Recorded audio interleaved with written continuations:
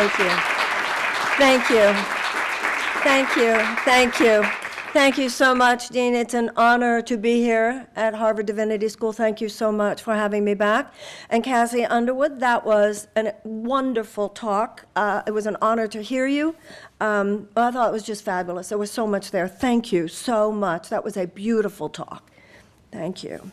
I'd like to talk to you tonight about the role of repentance in national politics. Cassie was talking about getting sober. She was talking about the kinds of internal changes that are necessary in order to change our lives. And all that a nation is a group of individuals.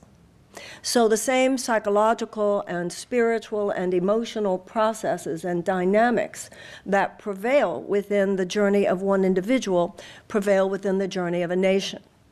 And what we come to understand as individuals is that if you really want your life to change, you can't just tweak things on the outside. Now, when our country was founded, our founders thought of themselves, they wanted to be the Newtons of politics because they were products of the Enlightenment. And the Enlightenment was an important phase in world history. The Enlightenment which overthrew the mystification of the early church and posited that we didn't need church dogma and doctrine to tell us what to do and who to be, but rather that we could be individuals with a capacity for reason.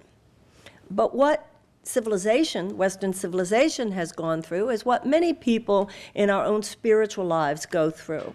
And that's when you throw out the religious dogma and the religious doctrine that you might have felt had simply imposed itself upon your thinking, but then later come to realize that you had thrown away the baby with the bathwater. And so what has happened in our civilization is that while it was certainly a step forward to throw off the shackles of an overly mystified religion, which those early religious forces were, what happened by the 20th century, of course, starting with the Industrial Revolution at the end of the 19th, was that we became so mesmerized by things of the outer world that our mesmerization with things of the external plane became another kind of shackle. And we had actually thrown off not just the over-mystification of religious dogma, but we had sacrificed a deeper connection with our own souls. Now, the science that became so popular during the 20th century aligned itself with this kind of mechanistic Newtonian science. But by the end of the 20th century, some new changes began to occur. And those new changes had to do, in large part, with quantum physics. It's interesting because Einstein said, the more I know about physics, the more I want to know about metaphysics. And as we enter the 21st century, we are entering a period of the new enlightenment. And the new enlightenment is one in which we realize that in the name of, in the words of a British physicist named James Jeans, it turns out that the world is not one big machine so much as it is one big thought. There was a Scottish painter named Edward Burne-Jones, who used to paint these huge angels. And I always loved these. When I was in college, I used to have posters of his angels on my wall. Years later, I was walking down the street in New York City, and I saw that at the Metropolitan Museum there was a whole exhibit of his angel paintings. And I was very excited, and I went in and I did that thing where you put on the headphones and you get to hear more than you would have known otherwise. And unbeknownst to me, he had painted these angels because he was part of the philosophical and artistic resistance, both in England and in the United States, against a resistance to what was happening with the industrialization of Western society, as they feared that industrialization would take us too far away from our spiritual lives. And he actually said, every time they build a machine, I will paint an angel. By the beginning of the 21st century, many of us have come to understand that something became deeply unbalanced in the 20th century. We became so mesmerized by the outer world that we became unbalanced. and in too many ways lost contact with our souls. And we came to understand that, just as it says in the Course in Miracles, religion and psychotherapy are at their peak the same thing. Religious principle, in terms of universal spiritual themes, is not about doctrine, and it's not about dogma. It's about the things that Cassie was talking about. It's about the laws of consciousness. The real laws of consciousness aren't a matter of opinion. Books that really deal with deep spiritual truths aren't really trying to persuade anyone of anything. They're written more with a tone of just thought you might like to know. Because how consciousness operates is inalterable truth. There are inalterable rules of external phenomenon, and there are inalterable rules of internal phenomenon. If I drop this book, I know that it's going to fall on the table. You won't say about me, she's so faithful that she knew that. It's not that I'm faithful in the law of gravity. I just know that there is a law, and that if I drop the book, it will land on the table. Same with the laws of consciousness. And one of those laws is the law of cause and effect. It's simply an unalterable law. Now, one of the notions, one of the universal themes of the heart of all the great religious and spiritual teachings is some version of the idea that the universe is self-organizing and self-correcting. Now, you see this in the way the body operates. The cells know what to do. The cells follow a kind of natural intelligence by which they're assigned to work with other cells, to collaborate with other cells in order to serve the healthy functioning of the organ and the organism of which they're part. Every once in a while, as we know, a cell goes insane, and it disconnects from that natural intelligence, disconnects from its collaboration, from its collaborative function with other cells, and goes off to do its own thing. That is cancer. That is a malignancy in the body, and it is also a malignancy in consciousness. The human race has been infected by a malignant consciousness, which says it's all about me. I'm not here just to serve the healthy functioning of the pancreas. I'm not here to just serve the healthy functioning of the lungs. I'm not here to serve the healthy functioning of the whole. I'm here to do my own thing. That is a diseased thought. Separation from collaboration with the other is a diseased thought. But the body also has an immune system. So nature does know how to organize itself, but it also knows how to repair itself. And the repair work of the body is mirrored in the repair work of consciousness. And the repair work of consciousness is where, when we recognize that our thoughts have been mistaken, we have the capacity to rethink. Repenser, repent, for the kingdom of heaven is at hand. In all great religious systems, there is a version of the atonement. In Catholicism, when Catholics go to confession. In Judaism, the holiest day of the year is the Day of Atonement, or Yom Kippur. Cassie was talking about sobriety.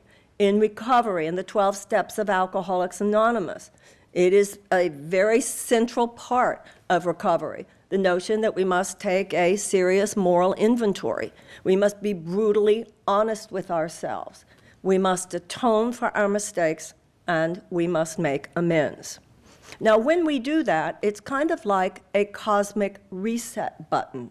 The idea is that at heart, we are all perfect creations of God, but living on this planet, we get confused. Living on this planet, we are lured into a thought system, as Cassie was saying, based more on fear than on love. It is the status quo of this planet. And that's why a spiritual journey, the journey of enlightenment, is the unlearning of the thinking of fear and the acceptance instead of love into your heart. However, the law of cause and effect is such, karma, it's called in the East, that whatever you think is going to take form on some level. Whatever you think will take form, and whatever you think and do will have a consequence. So the way to affect the consequences is to rethink the thought that produced that consequence. If you only try to change things on the level of effect, it's like going up to a screen at a movie saying, I don't like the plot, so if I change something, manipulate the screen somehow, it will be different.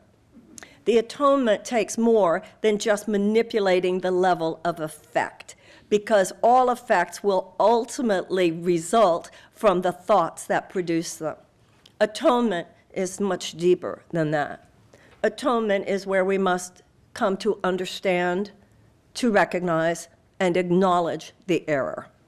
It is where we must, as they say in recovery, not only atone, but make amends where possible and appropriate. I'd like to read to you from a National Day of Fasting and Prayer proclamation written by Abraham Lincoln on March 30th, 1863. He said, "We have been preserved these many years in peace and prosperity. We have grown in numbers, wealth, and power as no other nation has ever grown. But we have forgotten God. We have forgotten the gracious hand which preserved us in peace and multiplied and enriched and strengthened us. And we have vainly imagined in the deceitfulness of our hearts that all of these blessings were produced by some superior wisdom of our own. Intoxicated with unbroken success, we have become too self-sufficient to feel the necessity of redeeming and preserving grace, too proud to pray to the God that made us." And then he went on. "It behooves us then to humble ourselves before the offended power, to confess our national sins, and to pray for clemency and forgiveness. It is the duty of nations as well as of men to confess their sins and transgressions in humble sorrow, yet with assured hope that genuine repentance will lead to mercy and pardon." There was no doubt much was written by Lincoln and done by Lincoln to make it very clear that he recognized the Civil War as a great shedding of blood that was a consequence of a great American sin. But when Lincoln signed the Emancipation Proclamation, and as well as the 13th Amendment, these were, while extremely significant, they were external remedies. And the stroke of a presidential signature and the passage of a constitutional amendment could abolish a particular institutional evil. But of course, those external remedies could not abolish racism. And racism, in many ways, burrowed even more deeply, if one can even imagine, even more deeply into the consciousness of many Southerners after the Civil War. Now, I don't believe that the average American is racist. That's not my sense or my experience. But it is my sense and experience that the average American is deeply undereducated and not so much misinformed, underinformed about the history of race in the United States, particularly since the Civil War. This is not to minimize the progress that has been made, the sacrifices that have been made, the struggles, or even the successes of any of our ancestors, black or white. But it is to say that healing is a journey, it is a process, and sometimes we might think more has been achieved than on certain levels has yet been achieved. At the end of the Civil War, I think we would all agree that if you have kicked someone to the ground, you have a moral responsibility to do more than to just stop kicking. You have a moral responsibility to also say, "Here, let me help you get back up." Now, I feel strongly that in order for us to transform and heal our country, we need an integrative politics, just like there was a transformation in our thoughts about medicine and physical healing when we opened up to an integrative paradigm, realizing that there's more to healing than just external allopathic measures. There are also psychological and emotional and spiritual dimensions of healing the body. There are also emotional and psychological and spiritual dimensions to healing the body politic. We are all immune cells. and so many things that have happened that are challenging, to say the least, in our country over the last few years can be likened to opportunistic infections that could not have taken hold of us, or certainly not as easily as they appear to have taken hold of us, had we not become weakened immune cells. In order for us to become the immune cells that we need to be so that our body politic can repair the way the body repairs when the immune system is healthy, we must be activated on spiritual and psychological and emotional levels before the kind of activism that is necessary will have the kind of fundamental effect in changing and altering the status quo. Now, at the end of the Civil War, there were, historians say, anywhere from 4 to 5 million slaves. Now, remember, I talked about how we needed a whole person politics. So when I say we need a whole person politics, I'm asking that you hear what I'm saying with the wholeness of yourself. Because politics is usually a conversation that is so disconnected from emotion, so disconnected from heart, so disconnected from our deeper human reality that given that, no wonder it became so easy for that political system to separate us from our wisdom, to separate us from our heart, to separate us in time from our common sense. And we must return to those deeper oceans, those deeper dimensions within ourselves if we are going to heal our country now. Slavery started in the United States in the 1600s. Theoretically, at the beginning, not just theoretically, historically, it is believed that about 400,000 were originally brought over from Africa. The slave trade began to really rev up in the early 1800s with the introduction of the cotton industry. And as I said, by the time the slaves were emancipated, anywhere from 4 to 5 million slaves existed on this planet. Now, as Martin Luther King would say years later, it's not just an issue of that they were freed. What were they freed to? The former slave population was promised by General Tecumseh Sherman, for every slave family of 4, they were to be given 40 acres and a mule. Now, 40 acres and a mule is almost like this saying, 40 acres and a mule. Think for a moment, please, what 40 acres and a mule would have meant. One thing about slaves, they certainly had a skill set, all of them, because they had been forced laborers.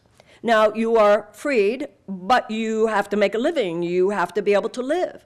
So think what that 40 acres and a mule would have meant. Now, this is where the undereducation of the average American begins.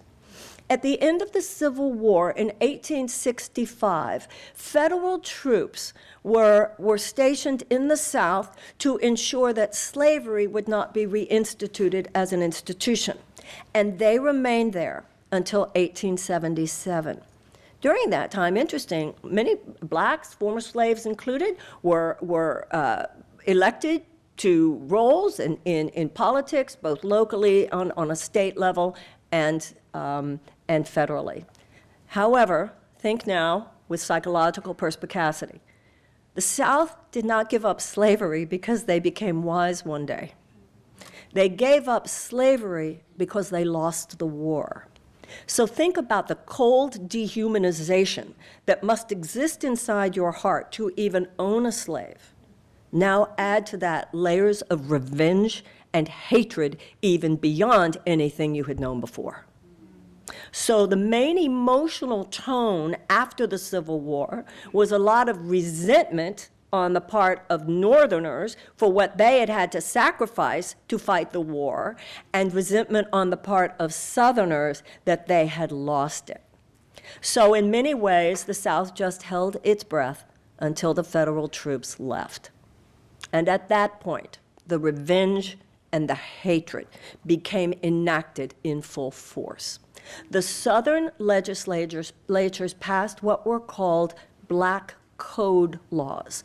And the Black Code laws were to ensure subpar economic and social and political opportunities for the former slave population and their descendants. Ku Klux Klan, John Birch Society, spate of lynchings where any black would be hanged, whites who supported them hanged. Now follow this timeline. The war is over in 1865. The federal troops left in 1877. Then everything I just mentioned comes to full force and fruition by 1900. So that by the beginning of the 20th century, full-on institutionalized white supremacy and segregation now existed firmly in the American South. None of this was fundamentally challenged or altered until Martin Luther King in the 1960s. So you have 2.5 centuries of the violence of slavery, followed by another 100 years of violence perpetrated against blacks. It was not the violence of slavery, but it's certainly social violence and economic violence and political violence. With the passage of the civil rights legislation, you have two major pieces of civil rights legislation in the middle of the 1960s. First, the Civil Rights Act, and the next year in 1965, the Voting Rights Act. So in 1965, the Civil Rights Act dismantled the external forms of segregation that existed in the South and elsewhere in the country until that time. And then the next year, the voting rights to ensure that blacks could have full participation legally and freely in voting in the United States. After that, there was a period when Richard Nixon was elected president in 1968. He had a domestic advisor who later became a senator in New York named Daniel Patrick Moynihan. And Daniel Patrick Moynihan said to Nixon, enough with the tumult of the 60s, the country needs to calm down. And he told Nixon that that should be, in terms of race relations in the United States, after the turbulence of the civil rights movement and so forth, that that should be followed by a period of what he termed benign neglect. So that meant we're not going to actively try to hurt you, that's kind of not legal anymore, but we're not going to try to help you either. And so, just as Martin Luther King would point out so eloquently and in so many ways, although the freedom to blacks and to former slave population and their descendants was in many ways achieved. And as I said, this is not to minimize the extraordinary progress that was achieved in many of the ways that I've just mentioned. Number one, that doesn't mean the whole job was completed, and it is the job of our generation to recognize all the ways we're sliding backwards. In 2013, the John Roberts-led, obviously corporatist Supreme Court began chipping away at the Voting Rights Act. And Ruth Bader Ginsburg, in her dissent, said she likened it to being in a rainstorm. But you're not getting wet because the umbrella's working. So she said, so now we're going to take down the umbrella because we're not getting wet. And she said, we will certainly get wet again once you take down the umbrella. And that's exactly what happened. Because as soon as they began chipping away at the Voting Rights Act, behold, all these voter suppression efforts that are active throughout the country, obviously aimed at people of color and disenfranchised communities. That means we're sliding backwards. Mass incarceration means we're sliding backwards.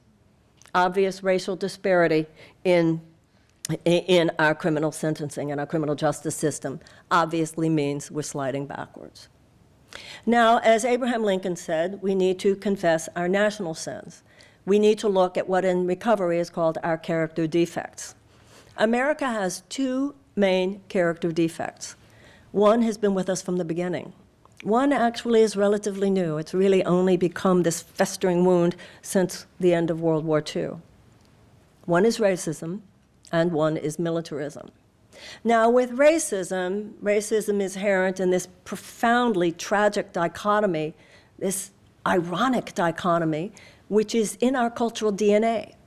On one hand, in 1776, the most extraordinary principles were infused into the founding documents of our country, the Declaration of Independence, repudiating, overthrowing the status quo of aristocracy at that time, saying that this country would not belong to just a few people who were entitled, to land, to education, to wealth, and so forth, but rather that in this country, all men would be seen as created equal, that all men would be seen to have been given by God inalienable rights of life and of liberty and the pursuit of happiness.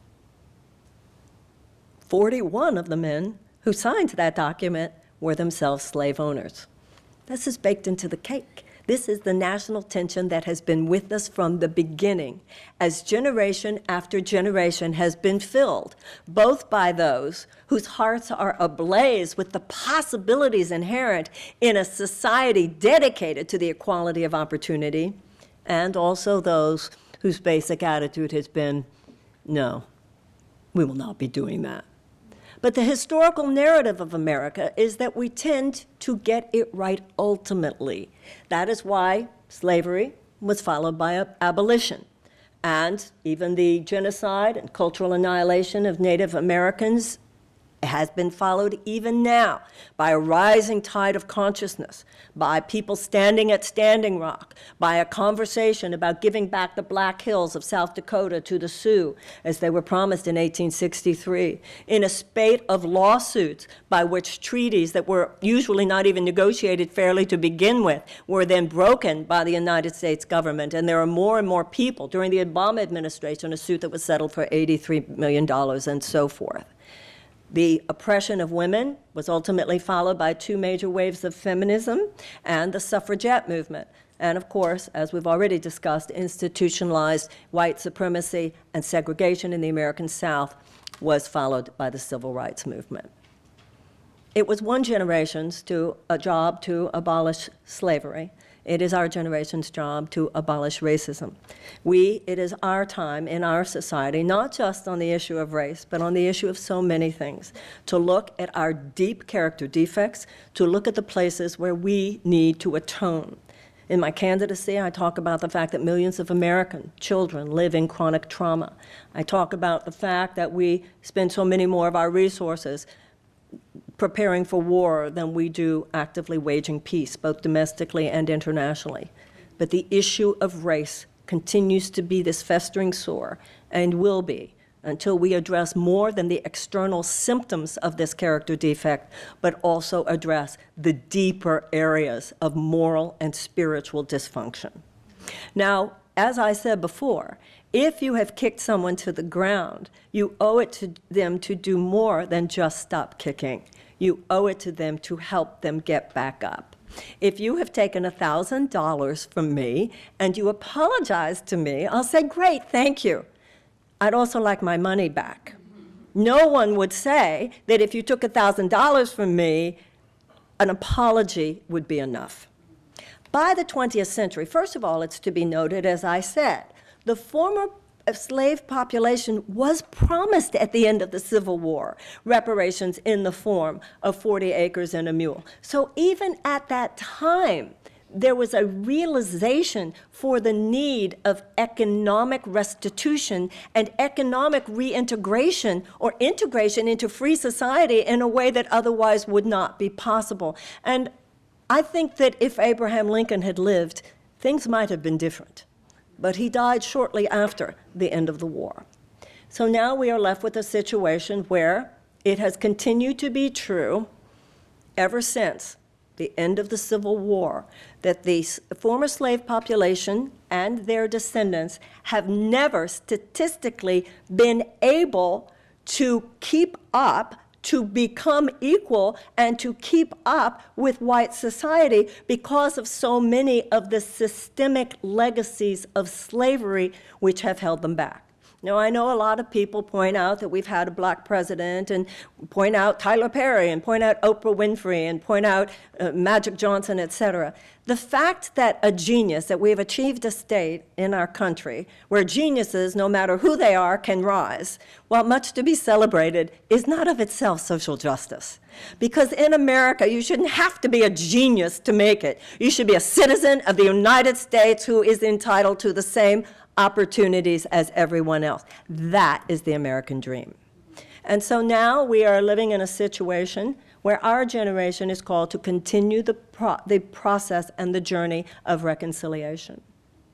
Since World War II, Germany has paid $89 billion in reparations to Jewish organizations.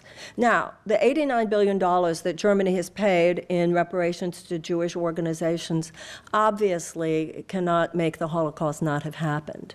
But it has had tremendous significance, not only economically, but psychologically, in terms of the German reconciliation with the Jews of both Germany and the rest of Europe.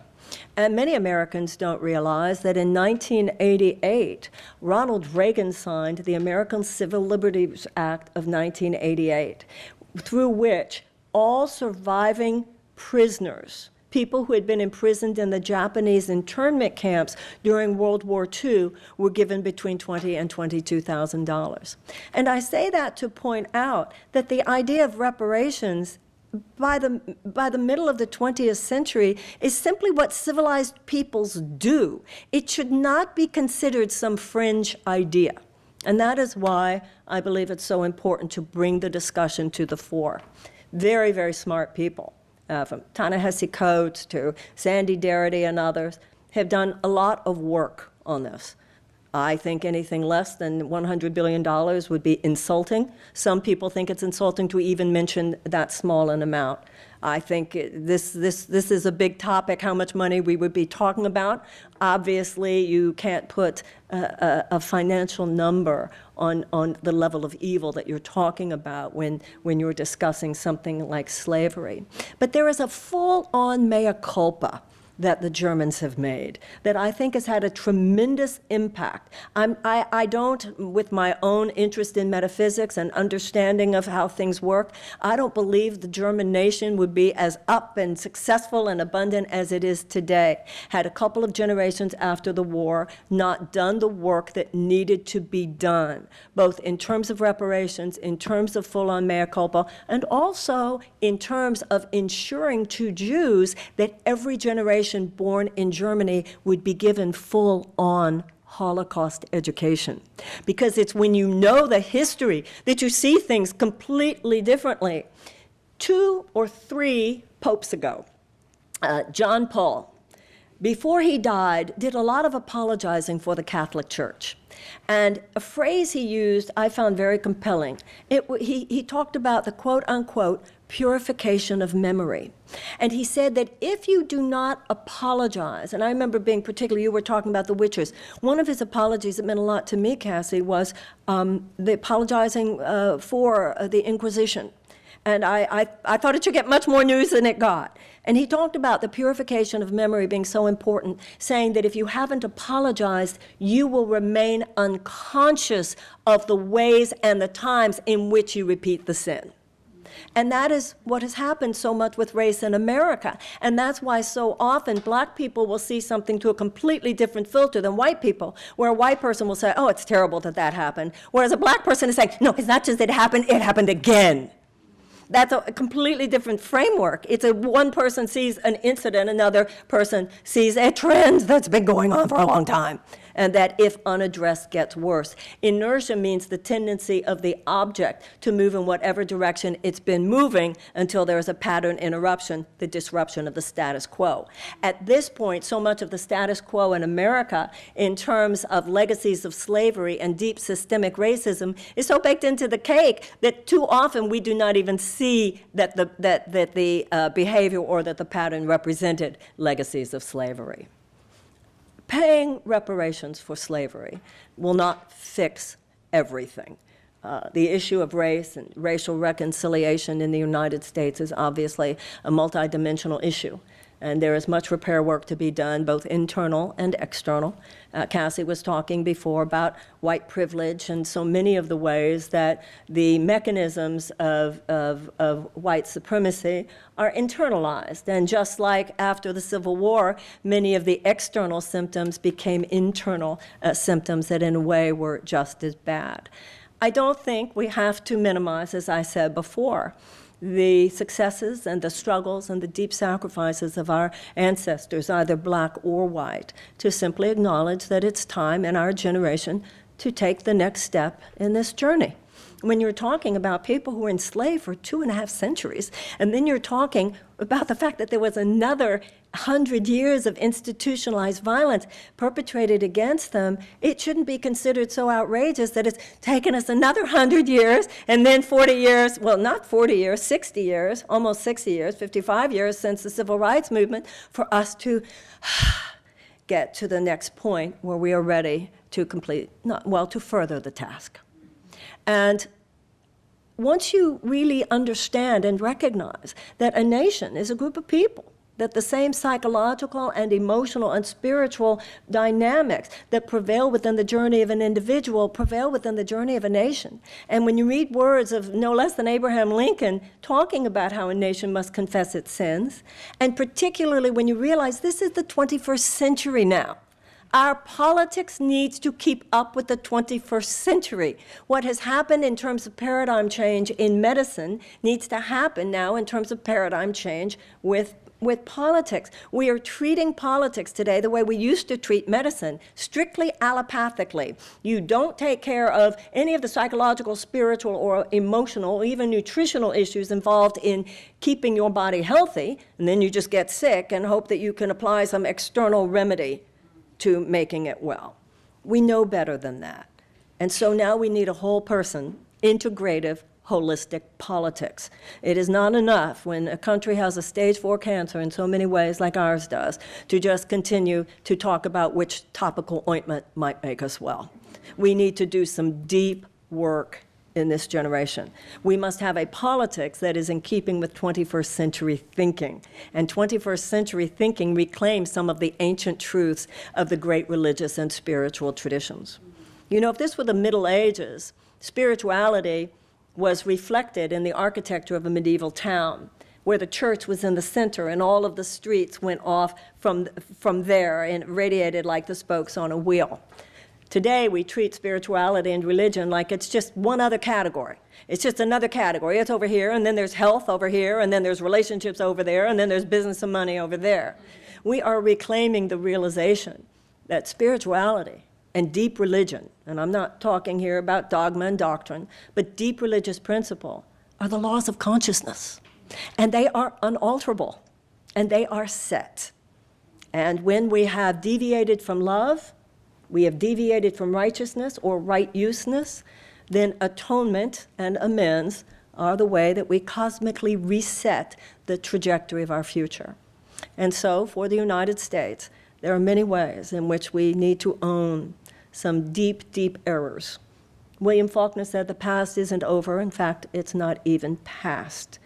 If you look at Germany today, and you look at generations of young Germans, you can feel, it's energetic, it's in the ethers, you can feel what a gift they were given by the generations that did the deeper work and paid the reparations. You don't feel them carrying around the karmic guilt like even you felt 20 and 25 years ago.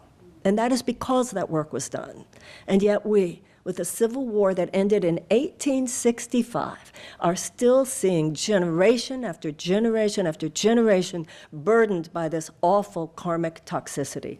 Some people, we say that we should just make incremental efforts at making this thing right. Isn't it funny? Whenever they want to do something really wicked in politics, they never talk about incremental efforts. Whenever they want to have huge multi-trillion-dollar tax cuts to the very richest among us, they don't talk about doing it incrementally, do they? When they want to talk about invading countries that did nothing to us and that turn out to be invasions that were the worst mistakes in American history, they don't, foreign policy history, they don't talk about doing these things incrementally.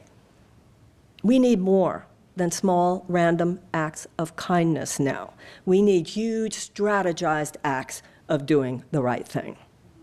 Now, I'm running for the Democratic nomination for president, as you know, and the states that decide really what the political conversation will be that dominates our politics for the next 2 years or more are Iowa, South Carolina, Nevada, and New Hampshire.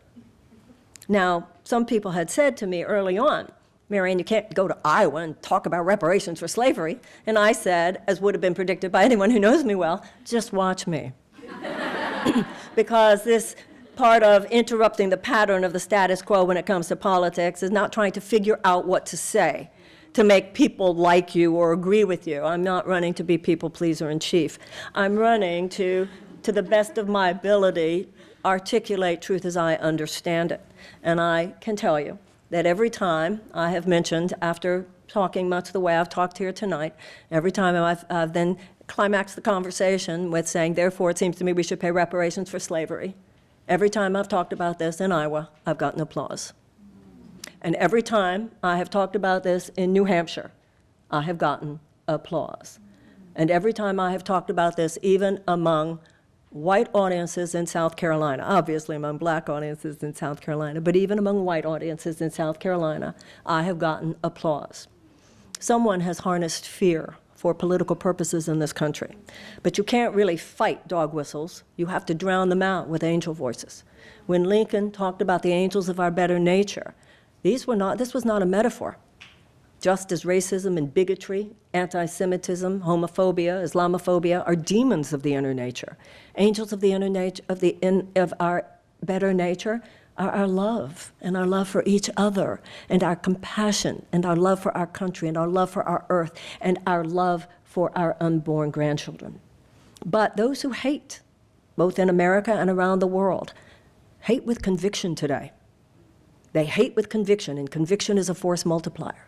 It's not that more people hate than love. I believe in this country, as well as around the world, far more people love than hate. But we need to start loving with the level of conviction and seriousness with which some people clearly display their hate. We can't just say, I love my own children. The love that will save the world is a love that is just as proactive and just as passionate for children on the other side of town and the other side of the world. Just as the love for our own home is not enough to save the world, there must be a recognition that the earth itself is our shared home. And so I believe in a politics that gives people the opportunity to do the noble thing. Why don't we just see what would happen if we gave people a chance to do the right thing? This country has done the right thing before. Generations have risen up before and did the right thing. They abolished slavery. They gave women the right to vote. They dismantled segregation and institutionalized white supremacy. If we stop the corruption of a politics that just tells people what you think they want to hear or tells them what you think they want so that they get what they want, and instead rise above that inherent narcissism and entitlement and selfishness, which is the malignancy of consciousness, and instead remind each other that we have more than rights when it comes to democracy. We have responsibilities, a responsibility to repair it where it has been broken, make it better, even better where it is already doing well, and bequeath it to our children even better than we found it. I believe that in the area of race, and in many areas, we need to atone for terrible mistakes we've made, get much more authentically real about ourselves, get out of denial, have a serious, authentic, fierce, and real conversation. And in my experience of religion and spirituality, as in Cassie's, that means a no bullshit zone. America needs to get real about race and do the right thing. Thank you very, very much. Thank you. Thank you. Thank you.